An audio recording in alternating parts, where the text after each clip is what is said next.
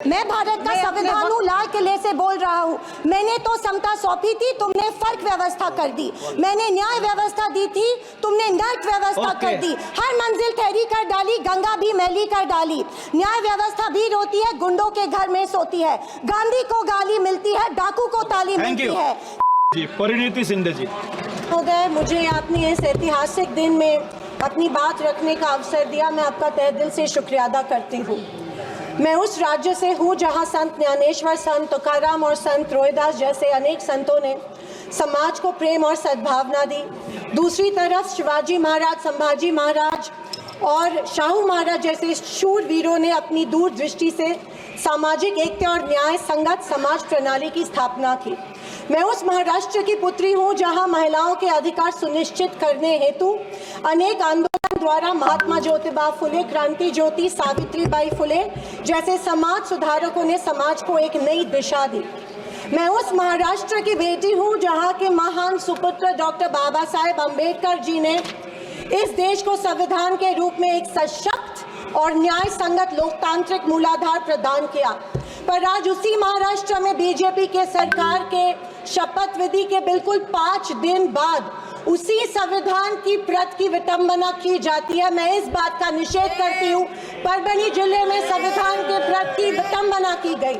संविधान के हीरक महोत्सव के उपलक्ष्य में जब मेरे विचार रखने का मौका मुझे मिला तो मैं ये जरूर कहूंगी कि संविधान सिर्फ एक किताब या नियमों की एक संगति सूची नहीं है, बल्कि मेरी जान है संविधान, मेरी पहचान है संविधान और इस देश की आत्मा है संविधान। दूसरी तरफ आजादी के 50 साल बाद तक अपने तिरंगे को और संविधान को न मानने वाले सत्ता पक्ष के लोग इस देश की उसी आत्मा को कमजोर और खोखला करने की साजिश कर रहे हैं। इसी शुरुआत उसी दिन हो गई जिस दिन धर्मनिरपेक्षता, सेक्युलरिज्म जो संविधान का एक मूलभूत आधार स्तंभ है, उसी को लेके गाली या एक कलंक में रूपांतरित करने का प्रयत्न सत्ताधारियों द्वारा होने लगा है।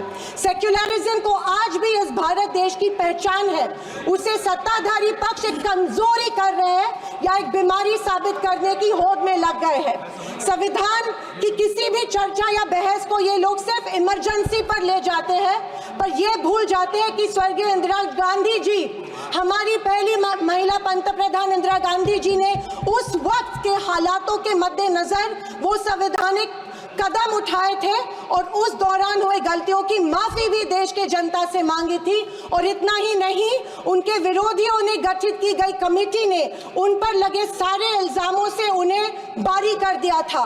मैं आज इस सदन में पूछना चाहती हूँ मोदी सरकार से, सॉरी 400 पार का नारा फेल होने के बाद एनडीए सरकार से पूछना चाहती हूँ, आप मणिपुर पर देश की जनता से माफी कब मांगोगे?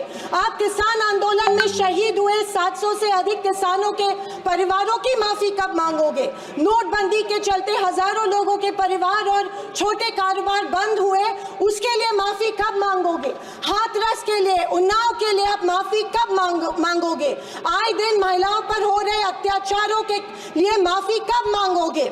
जो बदलापुर में मासूम बच्चों के ऊपर मोलेस्टेशन हुआ, उसके लिए आप कब माफी मांगोगे? जेल में बैठकर अपराधी मर्डर प्लॉट्स गुजरात में सरकार उनको संरक्षण दे रही है, उसके लिए आप कब माफी मांगोगे? खैर, ये इनकी हिस्ट्री रही है या इनके डीएनए में है कि माफी सिर्फ खुद को बचाने के लिए अथॉरिटी में बैठे लोगों से मांगते हैं, आम जनता से ये माफी नहीं मांगते हैं। सत्ताधारी पक्ष के संविधान पर दिए गए भाषण सुनकर हंसी आ रही थी और अचरज भी हो रहा था, क्योंकि जो लोग इस देश में संविधान स्थापित होने के बाद हर पल संविधान को कोसते रहते हैं और हमेशा इस संविधान के विरोधी रहे हैं, उन्हीं को आज संविधान के गुणगान करते देख मन में प्रसन्नता हो रही है और संविधान के प्रति मेरी निष्ठा द्विगुणित हो रही है, क्योंकि ये एहसास हो रहा था कितने ही झूठ के पहाड़ बना लो, सच के आगे आखिर झुकना ही पड़ता है। आरएसएस ने तिरंगा को माना नहीं था। उन्होंने कहा था कि 3 अंक अशुभ होता है, तो क्या ब्रह्मा विष्णु महेश अशुभ है? जो हम 3 रेखाएं माथे पे लिखते हैं वो अशुभ है? क्या त्रिशूल अशुभ है? ये मैं इन्हें पूछना चाहती हूँ। वर्ष 1993 में आरएसएस ने अपने श्वेत पत्र में संविधान को कचरे का ढेर करार दिया था। क्या आरएसएस प्रमुख ने उस टाइम संविधान को धन्यवाद। बदलने की मांग की आदरणीय थी। सदस्य, धन्यवाद। प्लीज आरएसएस महिलाओं Please को conclude. हमेशा पुरुषों से कमजोर समझती है। आरएसएस हमेशा महिलाओं को पुरुषों से कमजोर समझती है। ये अफसोस होता है कि प्रधानमंत्री जी उनके ट्विटर हैंडल फॉलो करते हैं जो महिलाओं को गंदी गंदी गालियां देते हैं। इस बात का अफसोस होता है कि प्रधानमंत्री हमारे देश के माननीय सदस्य, प्रधानमंत्री please ये conclude. करते हैं। Please conclude. जनवरी 26, 2001 में इन्होंने तिरंगा माना और इतने सालों बाद तिरंगे को नागपुर में होस्ट किया। अध्यक्ष महोदय, मैं 2024 के लोकसभा इलेक्शन के बाद इन्हें एहसास हुआ कि संविधान को ज्यादा छेड़ेंगे तो सत्ता हाथ से निकल सकती है, इसीलिए अचानक संविधान के प्रति इनको प्यार उमड़ने लगा।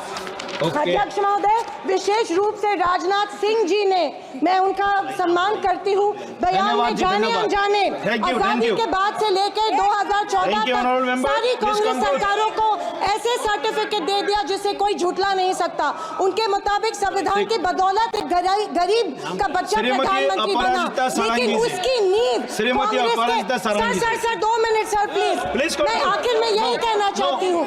You have given 7 मैं minutes. भारत Okay, का thank- मैं please कुछ conclude. पंक्तियां कहना चाहती हूँ। Okay, thank- मैं भारत Please, का Aparajiता सारंगी, संविधान हूँ, you start, लाल please. किले से आदरणीय अध्यक्ष महोदय,